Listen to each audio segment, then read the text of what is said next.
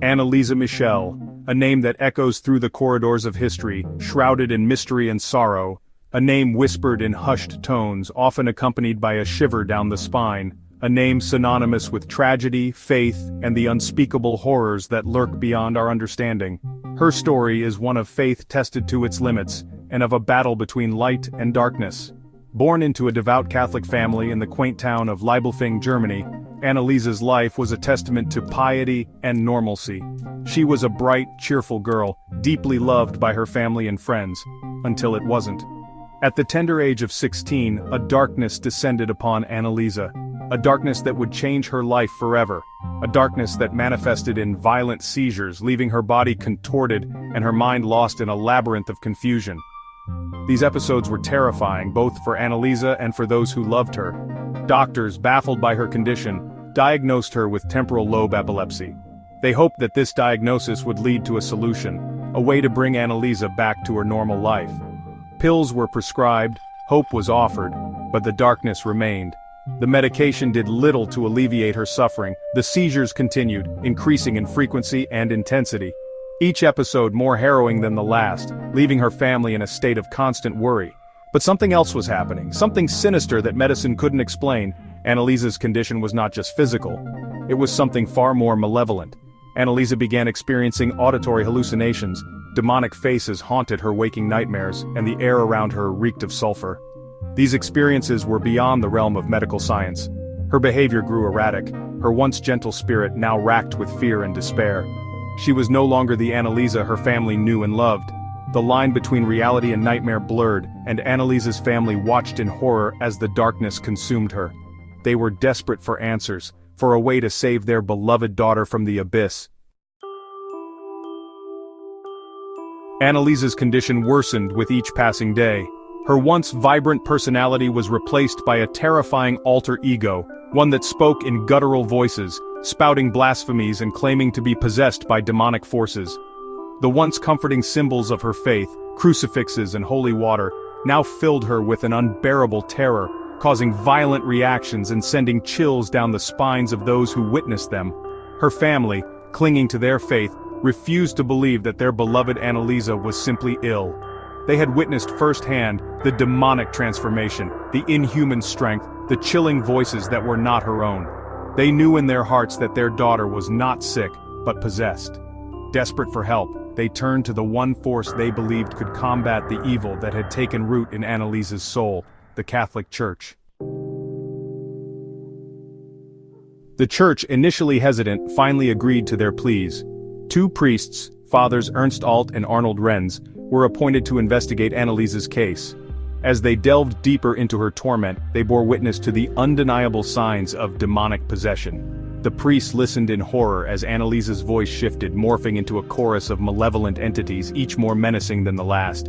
The entity during these terrifying episodes revealed their names: Lucifer, Judas Iscariot, Nero, infamous figures of evil throughout history.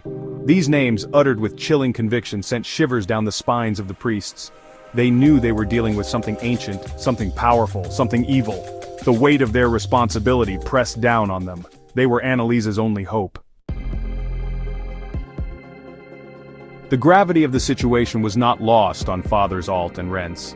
They understood the risks, the skepticism that their involvement would attract, but the undeniable suffering of Anneliese superseded any personal doubts. Armed with their faith, the rite of exorcism, and an unwavering belief in the power of God, they prepared to wage war against the demonic forces that held Anneliese captive. The exorcism, a ritual steeped in centuries-old tradition, was not a decision taken lightly. It was a last resort, a desperate attempt to reclaim Anneliese's soul from the clutches of evil. The priests knew the risks, both to Anneliese and themselves, but they were determined to persevere. The battle lines were drawn: faith against evil, light against darkness, the fate of a young woman's soul hanging precariously in the balance. Section 5. The rituals begin. The first chants of the ancient Latin prayers echoed through the room, a stark contrast to the guttural growls and blasphemies that emanated from Anneliese. The air grew thick with tension, the smell of incense mingling with the stench of evil that clung to the possessed girl. Anneliese thrashed violently against her restraints, her body contorting in unnatural ways, her eyes burning with a hatred that was not her own. Days turned into weeks, weeks into months. 67 grueling sessions, each one a harrowing battle against the forces of darkness. The priests, their voices hoarse from prayer and their bodies weary, refused to relent. They had made a promise to Anneliese, to her family, and to God, and they would see it through to the bitter end, no matter the cost. Section 6. Torment and Resistance. Anneliese's suffering during the exorcisms was palpable. She endured unimaginable torment, her body a battleground for the war being waged between heaven and hell. Yet through the pain and terror, glimmers of her true self would occasionally surface, moments of clarity, of heartbreaking pleas for help, only to be swallowed once more by the demonic entities that held her captive. These flashes of the real Anneliese fueled the priests' determination. They saw the innocent girl trapped within, her spirit fighting to break free from the clutches of evil. They clung to these moments, drawing strength from them, knowing that Anneliese's soul was worth fighting for, no matter how brutal the battle became. Section 7. A life extinguished. Despite their unwavering faith and tireless efforts, Anneliese's physical condition continued to deteriorate. Her family, desperate and heartbroken, watched helplessly as she slipped further away from them each day. The doctors were at a loss, unable to provide any medical explanation that could account for the severity of her symptoms. The demonic forces, relentless in their torment, refused to relinquish their hold. Night after night, Anneliese endured unimaginable suffering, her cries echoing through the halls of her home. The exorcisms, meant to free her from this malevolent grip, seemed only to intensify her agony. Exhausted, emaciated, and driven to the brink by the relentless assault on her body and soul, Anneliese stopped eating. Her once vibrant spirit was now a shadow of its former self, consumed by the darkness that had taken hold. She claimed that the demons forbade her from consuming any food or water, insisting that any attempt to nourish herself would only strengthen their hold on her. Her family, torn between their love for her and their fear of the unknown, could do nothing but watch as she wasted away. Her once healthy body now a frail and skeletal prison, Anneliese's condition became a stark reminder of the battle between good and evil. Her eyes, once full of life, now reflected only pain and suffering. On July 1, 1976, Anneliese Michel drew her last breath. The room fell silent, the air heavy with the weight of her passing. Her family, though devastated, found a small measure of solace in the belief that her suffering had finally come to an end. Her tortured soul, finally free from the grip of evil, was released from its earthly confines. In death, she found the peace that had eluded her in life. The news of her death sent shockwaves through the community, the nation, and the world. People were left to grapple with the tragic loss and the unsettling questions it raised. Had Anneliese truly been possessed? Or had she been failed by a system that couldn't, or wouldn't, understand her torment? The debate over her condition and the circumstances of her death sparked intense discussions and divided opinions. The debate raged on, fueled by grief, guilt, and the unsettling recordings of the exorcism sessions. Her story became a symbol of the struggle between faith and science, and the search for answers in the face of inexplicable suffering. Section 8. Judgment Day. The controversy surrounding Anneliese's death culminated in a highly publicized trial. The priests, Fathers Alt and Renz, along with Anneliese's parents, found themselves facing charges of negligent homicide.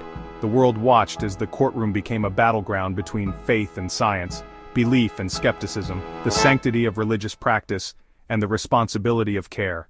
The prosecution argued that Anneliese's death was a preventable tragedy, a result of religious extremism and medical neglect. The defense countered with claims of genuine demonic possession, presenting the chilling audio recordings of the exorcism sessions as evidence of the supernatural forces at play. The jury, faced with the impossible task of reconciling these diametrically opposed viewpoints, ultimately found the defendants guilty of manslaughter. Section 9. Echoes of a Haunting. The legacy of Anneliese Michel continues to haunt us to this day. Her grave, adorned with flowers and personal tributes, stands as a somber reminder of a life cut tragically short. Her story, a chilling blend of faith, fear, and the unknown, has spawned countless books, documentaries, and films, each delving into the eerie and unsettling aspects of her life and death. Each of these works attempts to unravel the mystery of her possession and the circumstances surrounding her untimely death. The fascination with her story shows no signs of waning. Whether viewed as a tragic case of mental illness misdiagnosed or a chilling example of demonic possession, her story continues to provoke intense debate and reflection. Anneliese's story serves as a stark reminder of the power of belief and the fine line that separates faith from fanaticism. It challenges us to consider the impact of our convictions. The haunting echoes of Anneliese's voice, captured on those unsettling recordings, continue to reverberate through time, a chilling testament to the darkness that can lurk in the shadows of the human experience. These recordings, filled with anguish and torment, serve as a stark reminder of the suffering she endured and the mysteries that remain unsolved.